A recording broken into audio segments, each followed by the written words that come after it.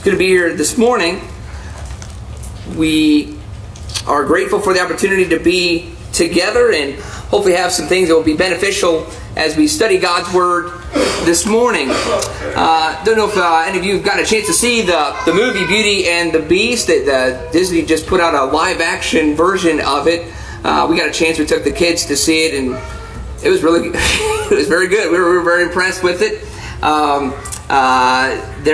It's an amazing story.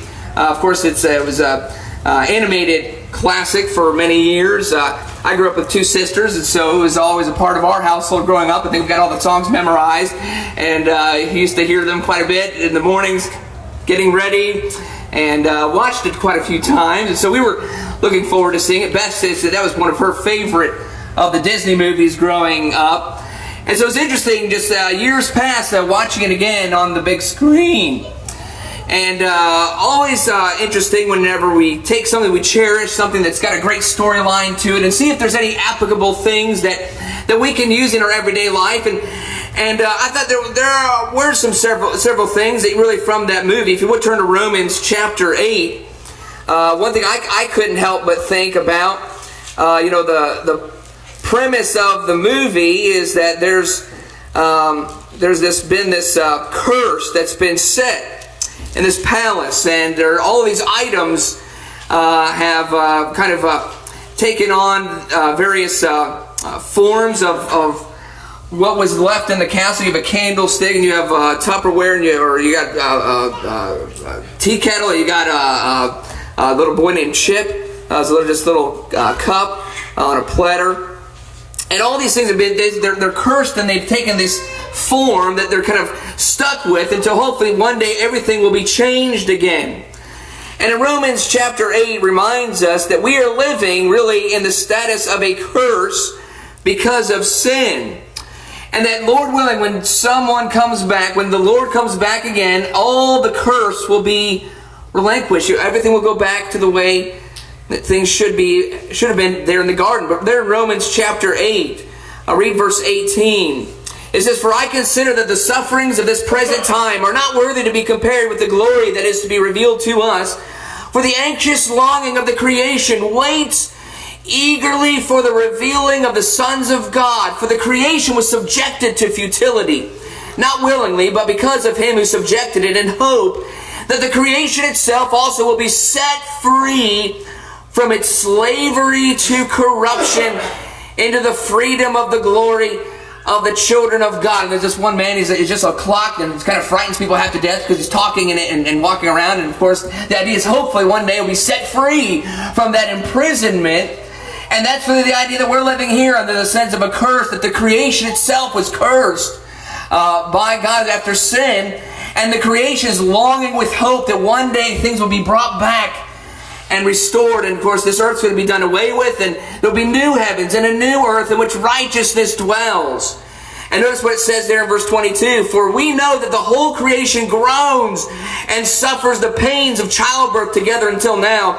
And not only this, but also we ourselves, having the first fruits of the Spirit, even we ourselves groan within ourselves, waiting eagerly for our adoption as sons, the redemption of our body. For in hope we have been saved, but hope that is seen is not hope. For who hopes for what he already sees? But if we hope for what we do not see, with perseverance we wait eagerly for it." And so that's an interesting theme in that particular movie, of all these items, waiting, hoping that they'll be restored back to normal. And we live in the presence of a great curse that's been placed over our world. And hopefully we also are, with great anticipation, can, with perseverance, keep waiting and keep longing for that change will come when Jesus comes to redeem, or to bring all the redeemed back into heaven. Another interesting lesson, maybe a great lesson, maybe to teach our little girls and maybe even our little boys of who to be and who not to be, who to look for as a good mate. Gaston. Gaston is a horrible guy. Gaston is not the kind of guy that you want your little girls to grow up and fall in love with. Despite how handsome and charming he is, no one wants their little girls to marry Gaston. And we've got little boys. We don't want our little boys growing up to be a Gaston. We don't want anything like that. Because this is a guy who feels a great deal of entitlement because of his strength and his good looks and his skills as a hunter. He pretty much believes that everybody owes him everything. He just take whatever he wants, and that's what his mantra is. He's going to take Belle as his wife. It doesn't matter what she wants. He just goes ahead and takes whatever he wants because after all, he's the best. And they sing this great song in the movie about Gaston and how great he is. No one's even close to Gaston, so he should have all the best. Well, I couldn't help but think, that we actually have a character very close to Gaston in the scriptures. His name is Samson. Samson is very much like Gaston. And so maybe it would be a good opportunity if the children have seen the movie, are familiar with the movie, maybe even make some comparisons there in the Bible story of Samson.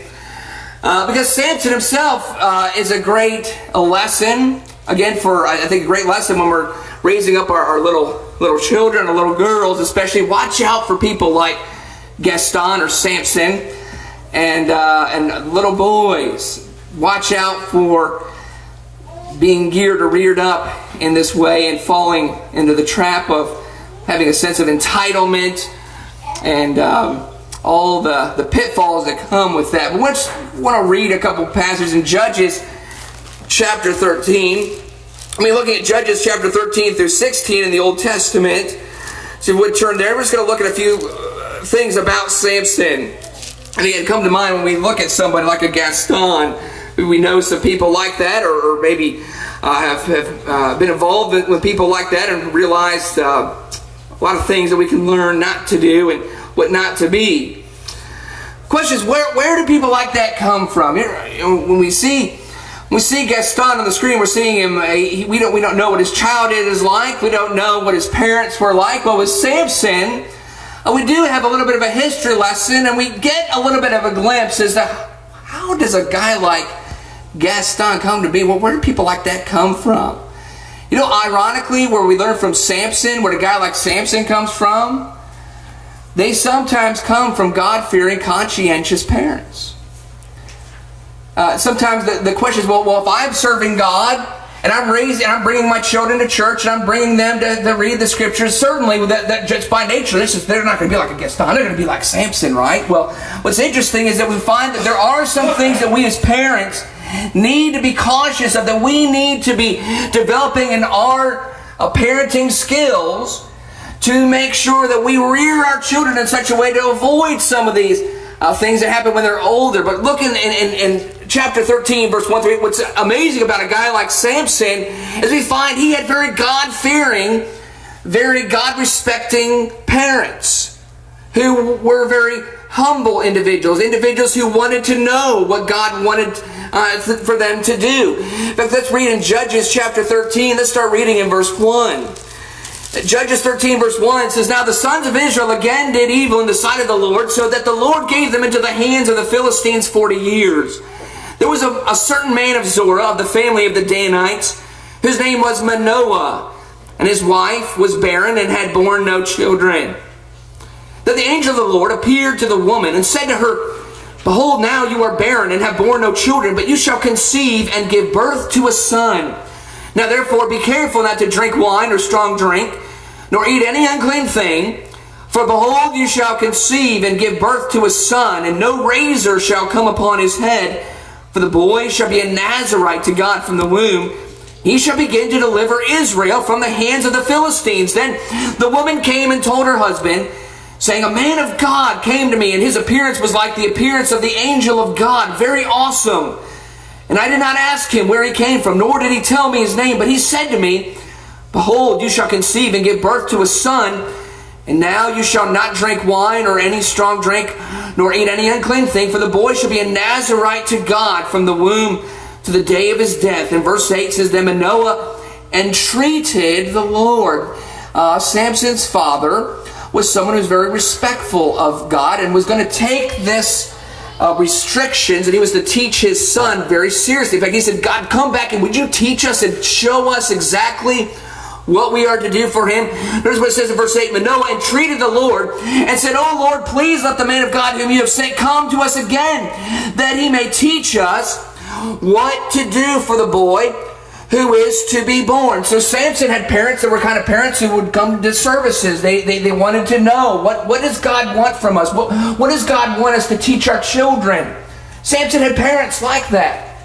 He had parents who were very conscientious, very interested in the very specific way they were to raise their children. So that again tells me how very serious it is, a matter of making sure that I gain all the insight, all the wisdom I can from God's Word, and realizing that just not the effort of making sure that my children are around the proper teaching, that there's going to have to be certain things that I have to develop as a parent. And one of the things I have to watch out for is being a gullible, naive parent. Samson's parents were gullible and naive. They were the kind of parents who, not my Samson. My Samson would never do something wrong. They were very gullible in certain areas. And other things we find also is that they were very weak, and that even though they knew there were certain things Samson should not have done, Samson was very good at getting his own way. Samson was persistent enough to tell his mom and dad, I don't care, Mom and Dad, what you're telling. I don't care that this is what I want. This is what I want, and you're going to go in and get it for me. And I'm not going to be a happy boy until I get it. Samson was that kind of boy. That kind of boy that threw a tantrum, threw a fit, and Mom and Dad caved into the fits and the tantrums because they wanted to have peaceful, happy Samson. Now again, these were parents who wanted to know what God said, but they were very weak and gullible parents. Let's see the gullibility in chapter 14. Turn to Judges chapter 14, verse 1. It says, Then Samson went down to Timnah and saw a woman in Timnah, one of the daughters of the Philistines. So he came back and told his father and mother, I saw a woman in Timnah, one of the daughters of the Philistines. Now therefore get her for me as a wife. But his father and his mother said to him, Is there no woman among the daughters of your relatives or among all your people that you go to take a wife from the uncircumcised Philistines? But Samson said to his father, Get her for me, for she looks good to me. Now notice again we find the characteristic of his mom and dad. Conscientious. They were quick to speak up. Good for them. Speak up. Samson, you're not asking for something that's really the Lord wants for you. Samson said, I don't care.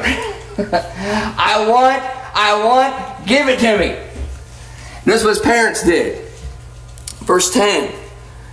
His father went down to the woman, and Samson made a feast there, for the young men customarily did this. When they saw him, they brought 30 companions to be with him.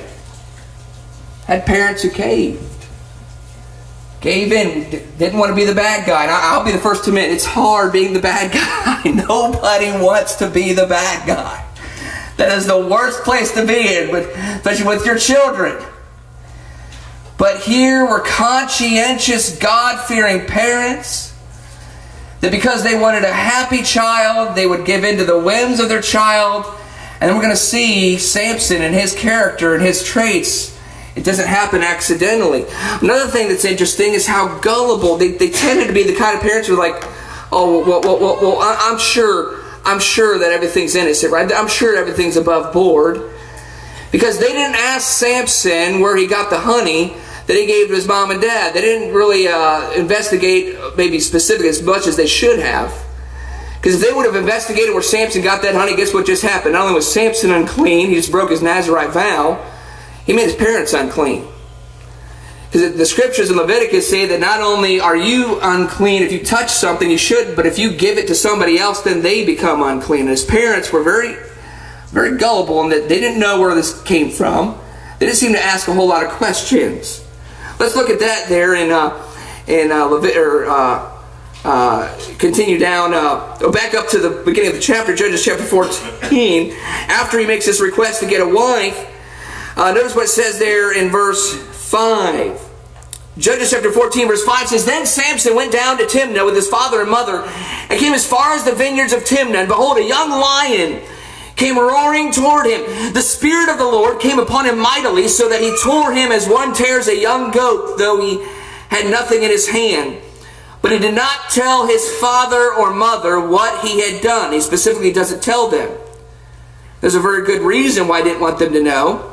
In verse 7 says, So he went down and talked to the woman, and she looked good to Samson. When he returned later to take her, he turned aside to look at the carcass of the lion, and behold, a swarm of bees and honey were in the body of the lion. So he scraped the honey into his hands and went on eating as he went. When he came to his father and mother, he gave some to them, and they ate it. But he did not tell them that he had scraped the honey out of the body of the lion. There's a very good reason why Samson didn't tell where he got it. He wasn't supposed to be eating it. Look at Leviticus chapter 11. Leviticus chapter 11 and verse 27.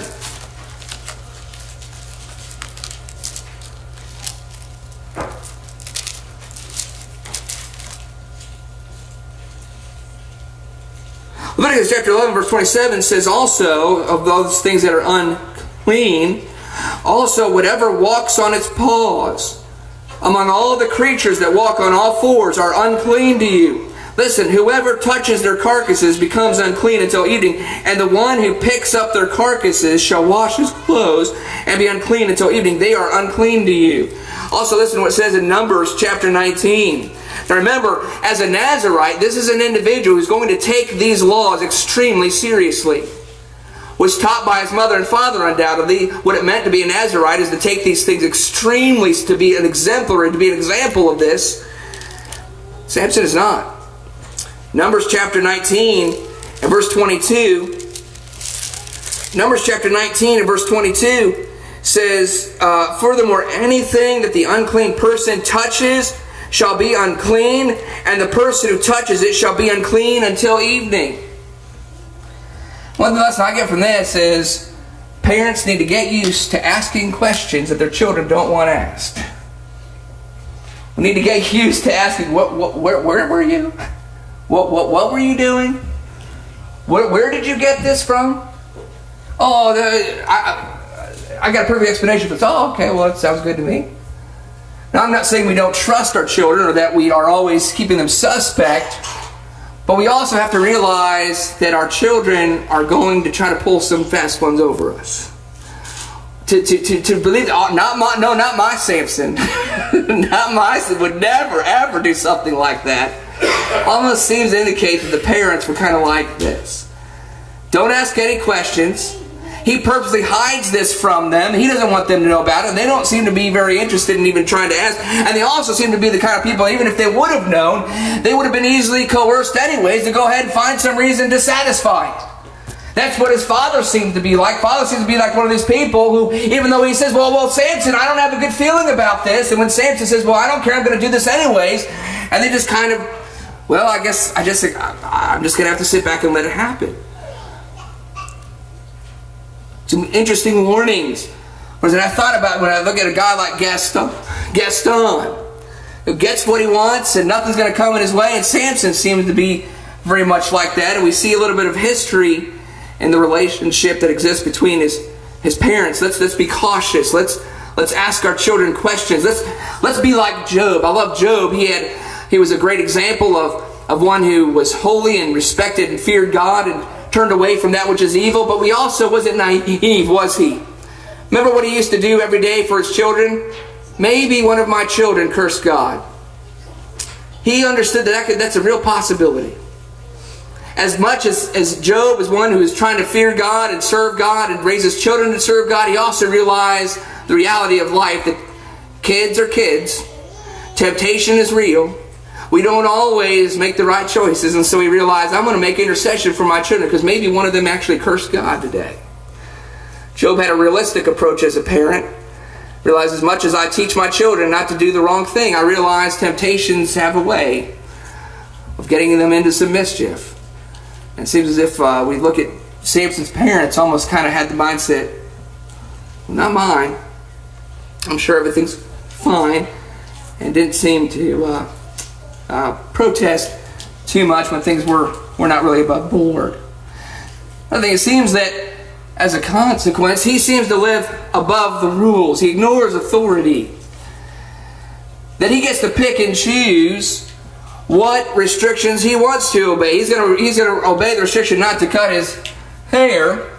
But when it comes to, well, here's a delicious treat that comes out of the carcass of this lion. After all, I'm the one who killed it. I'm sure nothing's going to be wrong here. I could go ahead and do this. Why not? All these things are for me.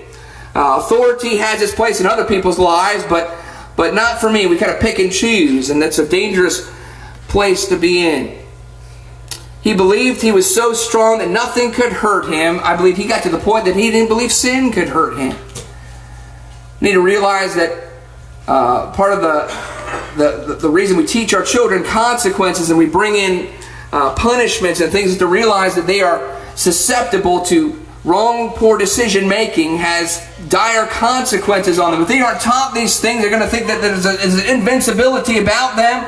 They can manipulate things as they see. And there in 1 Corinthians chapter 10, verses 12 and 13, we are also taught, don't be so proud, don't be so sure, don't be so strong, don't be so confident in yourself that nothing can hurt you.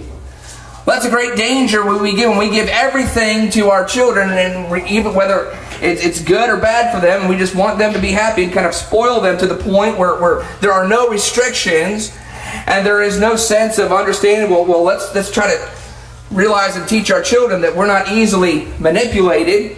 If there's something that's not amiss, when things are kind of fishy, we have a way of maybe being able to find that out. Otherwise, they're going to think that they can get away with anything. It's very dangerous to get to that point. Samson seemed to get there. As a consequence, he seemed to overestimate his own cleverness. He was so sure of himself, so confident, and that kind of had a way of coming back to bite him. He was so overconfident in his witty, puzzling riddle making that he was willing to place a hefty wager on that. Go back there to Judges chapter 14. Judges chapter 14. Beginning there in verse 12. It says, Then Samson said to them, Let me now propound a riddle to you. If you will indeed tell it to me within the 7 days of the feast and find it out, then I will give you 30 linen wraps and 30 changes of clothes. But if you are unable to tell me, then you shall give me 30 linen wraps and 30 changes of clothes. And they said to him, Propound your riddle, that we may hear it. So he said to them, Out of the eater came something to eat, and out of the strong came something sweet. But they could not tell the riddle in 3 days. And Samson was so confident, so sure, even though he was right about over the accusation, he assumed that there was no way the riddle could be solved without the help from his wife. And I love the confidence that he has, the arrogance he has when he talks about this. There's absolutely no way any of you ever would have been able to figure this out if you hadn't talked to my wife. Well, that was the truth, but just you see the arrogance behind that. He was so confident, so sure that I'm just so clever. And where is that born from? It borns out of when you get away with things with your parents.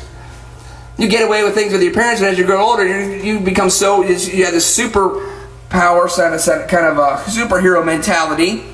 Nothing is ever going to come back and harm you or catch you.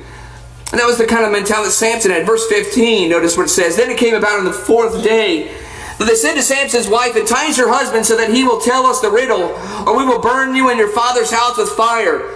Have you invited us to impoverish us? Is this not so? Samson's wife wept before him and said, You only hate me, and you do not love me. You have propounded a riddle to the sons of my people, and have not told it to me. And he said to her, Behold, I have not told it to my father or mother, so should I tell you? However, she wept before him 7 days while their feast lasted. And on the 7th day he told her, because she pressed him so hard. She then told the riddle to the sons of her people. So the men of the city said to him on the 7th day before the sun went down, What is sweeter than honey? And what is stronger than a lion? And he said to them, If you had not plowed with my heifer, you would not have found out my riddle. Then the Spirit of the Lord came upon him mightily, and he went down to Ashkelon and killed 30 of them, and took their spoil, and gave the changes of clothes to those who told the riddle. And his anger burned, and he went up to his father's house, but Samson's wife was given to his companion, who had been his friend. Kind of seems to have this mindset that everybody else deserves to be hurt or punished, not him, and certainly he's above board in anything susceptible or being found out about anything. He's just too clever, he's too witty, he's too strong. And again, I couldn't help but think about the scenes of Gaston just kind of staring at himself, his own reflection in the mirror, and kind of talking about how he was going to get what he wanted and nothing was going to come in his way. Well, it's a wonderful fictional account, a lovely story to be entertained by. The reality is that sometimes these people can be created, can be turned out if we aren't careful. Let's watch out for things we can spot on with our children and help each other spot some things, and we can make sure we rear them in the right direction. But here's where Samson kind of went the wrong way. As a consequence, you see him taking very, very foolish risks. He visits a prostitute in chapter 16, verse 1. Judges 16, verse 1 says, "Now Samson went to Gaza and saw a harlot there and went into her," taking a very, very foolish risk. He gives away his secret to his strength. That was ultimately his downfall in chapter 16, verse 4. Read, it says, "And after this it came about that he loved a woman in the valley of Sorek, whose name was Delilah. The lords of the Philistines came up to her and said to her, 'Entice him and see where his great strength lies and how we may overpower him, that we may bind him to afflict him. Then we will each give you 1,100 pieces of silver.' So Delilah said to Samson, 'Please tell me where your great strength is and how you may be bound to afflict you.' Samson said to her, 'If they bind me with 7 fresh cords that have not been dried, then I will become weak and be like any other man.' Then the lords of the Philistines brought up to her 7 fresh cords that had not been dried, and she bound him with them. Now she had been lying in wait in an inner room, and she said to him, 'The Philistines are upon you, Samson.' But he snapped the cords as a string of tow snaps when it touches fire, so his strength was not discovered." Notice he does this again and again, taking these very foolish risks. He's so confident, nothing's going to happen to me. And of course, that's the end, becomes his downfall, because he is so confident nothing is ever going to catch up to him. Eventually it does. Ecclesiastes chapter 6 verse 10 is a sober reminder of the fact that when we think that we are in control of everything and we have got everything figured out, life has a way of tripping us up in places we least expect it.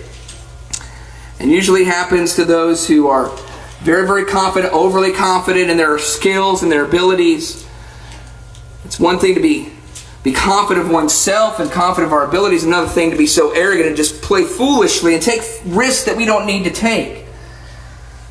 Remember, there was a man I read about, heard he lost the deed to his house in a poker game. Guy thought he was so good at counting cards. Guy thought he was so good at making wagers. Went ahead, stakes started getting pretty high, went ahead and put the deed to his house right on the table. Didn't count on losing that hand. Whole family ended up being without a house. And that's what kind of ends up here to Samson, right when he least expected it. Something comes up and catches it, nips it. You didn't see where it was coming from. The consequence, they think it's all about them. Refusal to accept any responsibility or guilt. We see this over in chapter 15. I love Samson's attitude when he finds out after his foolish behavior, when he sulks and he gets all upset that he found out his riddle. He kind of leaves his wife estranged, and so the father of the wife goes ahead and gives her off to somebody else. When he finds out about it, of course, he thinks everybody else has to be guilty for what's happened. He doesn't have any responsibility in this. He's squeaky clean. Judges chapter 15 verse 1 says, "But after a while, in the time of wheat harvest, Samson visited his wife with a young goat and said, 'I will go into my wife in her room.' But her father did not let him enter. Her father said, 'I really thought that you hated her intensely, so I gave her to your companion. Is not her younger sister more beautiful than she? Please let her be yours instead.' Samson then said to them, 'This time I shall be blameless in regard to the Philistines when I do them harm.' Samson went and caught 300 foxes and took torches and turned the fox tail to tail and put one torch in the middle between the 2 tails.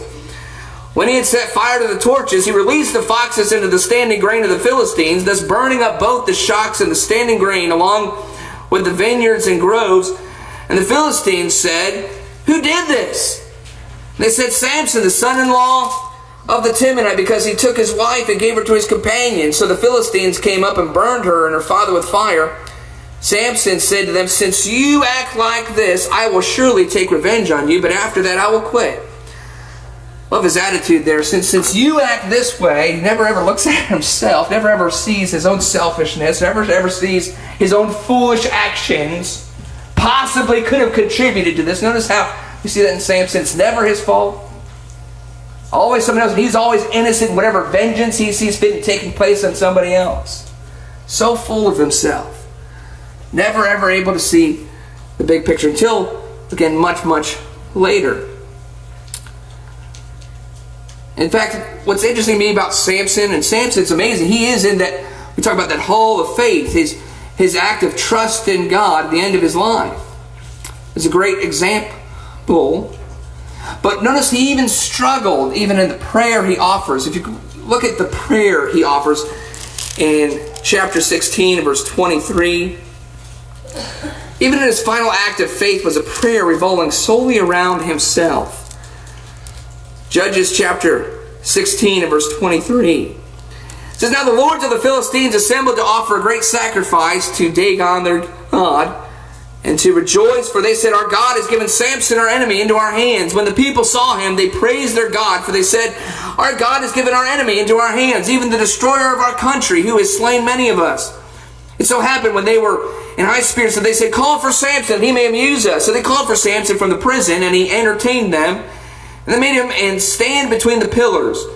And Samson said to the boy who was holding his hand, Let me feel the pillars on which the house rests, that I may lean against them. Now the house was full of men and women, and all the lords of the Philistines were there. About 3,000 men and women were on the roof looking on while Samson was amusing them. And listen to his prayer.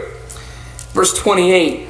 Samson called to the Lord and said, O Lord God, please remember me, and please strengthen me just this time, O God, that I may at once be avenged of the Philistines for my 2 eyes.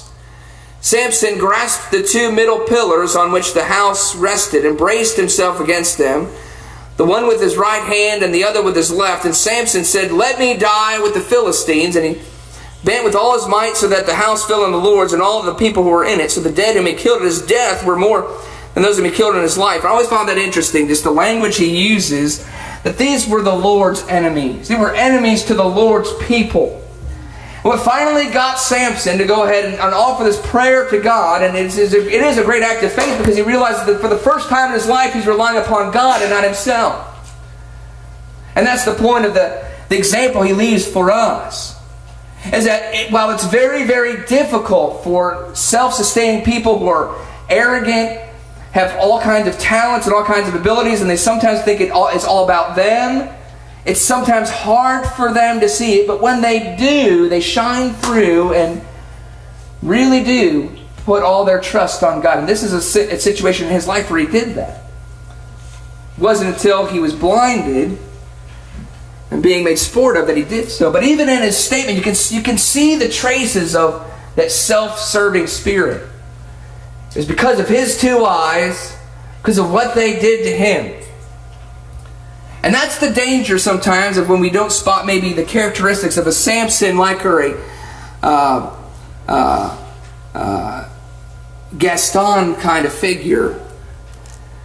When we see these things early on, don't be surprised when in the relationship or as these people develop, that even when they're on their best days, trying to look out for the interests of those around them, of the interests of their wife, of their children, that they're still motivated by selfishness and everybody else kind of gets the scraps.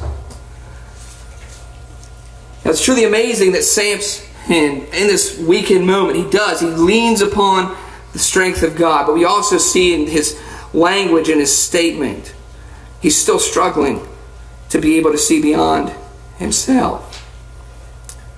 And so we need to be cautious about that and how we raise our sons, and also train our young daughters not to be swooned off their feet by some of the exterior things that sometimes it can be easy to be misled by. We see that was one of the lessons there in that particular movie, that Belle wasn't deceived. And what a beautiful message it was at the end of the movie, that a kind of a beastly figure who has a genuine heart, she can see that, and she was able to help this individual. That being said, just want to turn over to something in Proverbs chapter 31. While it is attributed to a great attribute to look for in a wife, I believe it's something that fits very well the things we're talking about with men as well, both men and women. It talks about who is going to be a blessing in marriage, who would be a great wife, who would be a great catch. Listen to Proverbs chapter 31 and verse 10. Verse 10 says, an excellent wife who can find?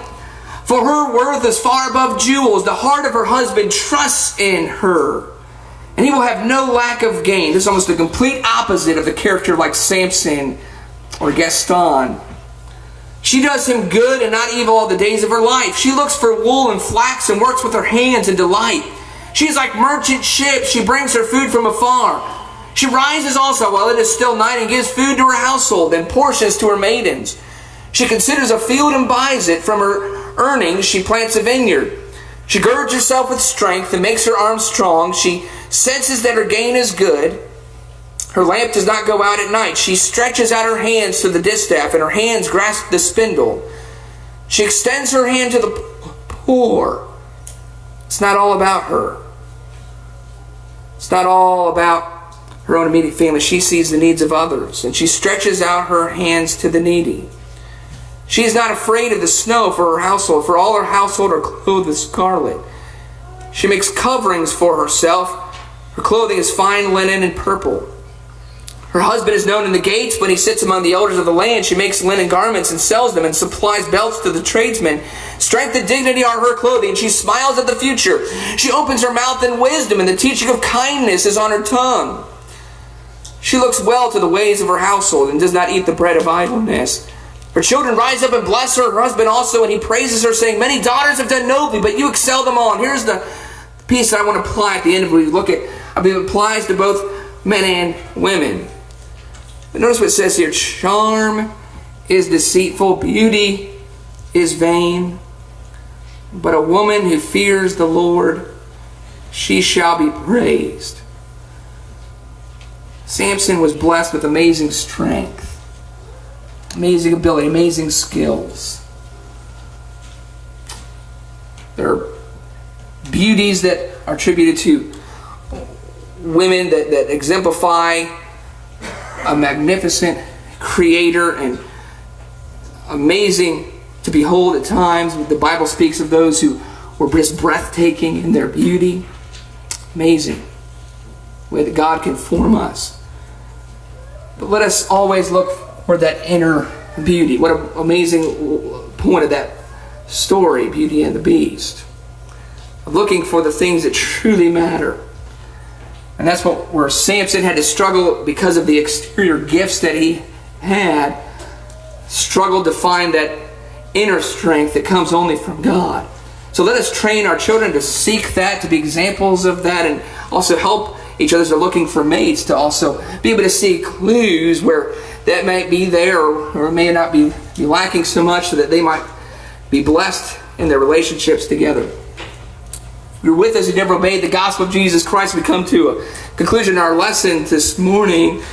We invite you to be blessed by the true love of God Almighty, who, while there is a curse that's been placed upon our world, this world is not nearly as beautiful as it once was when it was created in all its splendor and glory. And we read about it in the Garden of Eden. There's a great curse that's been placed because of sin. One day, God is going to remove that. It's all going to be destroyed. There will be new heavens and a new earth in which righteousness dwells. And we want to invite you to put your hope and put your trust in that it's only possible through Jesus Christ.